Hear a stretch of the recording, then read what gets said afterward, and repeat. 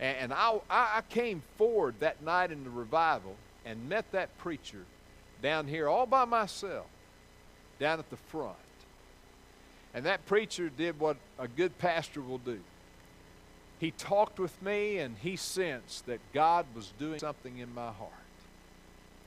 And we're out there, and that pastor come by, and he explained to me, using the garden, of who God is and what He's done. And that weekend, I accepted. That night, I had turned my heart over to the Lord because I knew I was a sinner. I was broken and needed Jesus. But then everything came together. And God, what He initiated in my heart, and through all the things that He had given me of knowledge of who He was and who His Son Jesus was and what Jesus did on the cross, everything came together. And for that moment, I believed at that time that Jesus could save me from my sin. And folks, I have not turned back from that moment. And so, you know, that language right there is what we have here.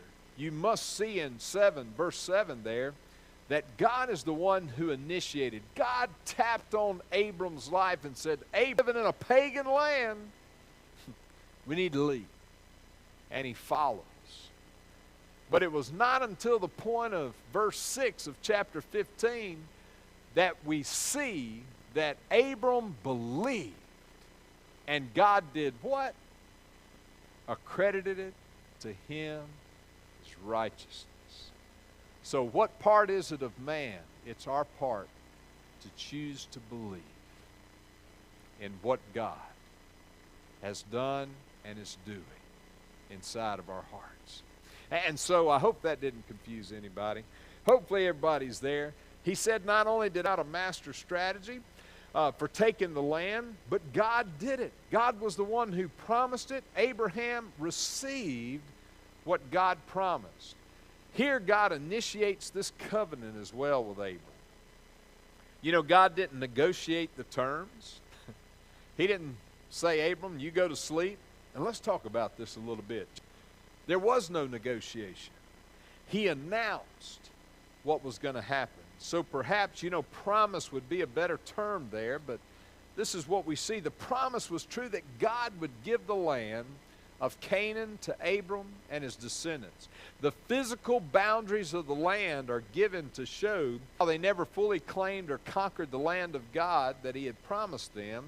They came close under David and Solomon, but then the nation was divided, and they were finally taken into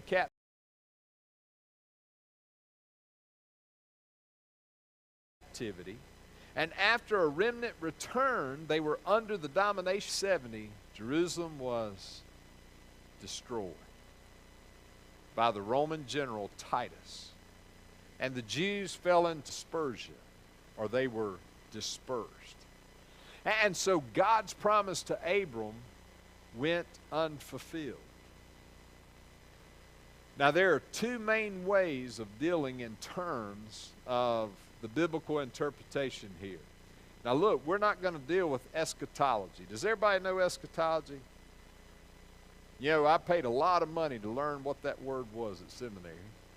Eschatology is nothing but things dealing with the last times. But as we think about that, I'm only going to say two names tonight that pop up in that time. The Amish, so they can't even agree on it. But you see, what they were saying is that it never was meant truly for Israel as a people, as a whole, or separate. But what it was intended was for God's universal church, which is every saved believer.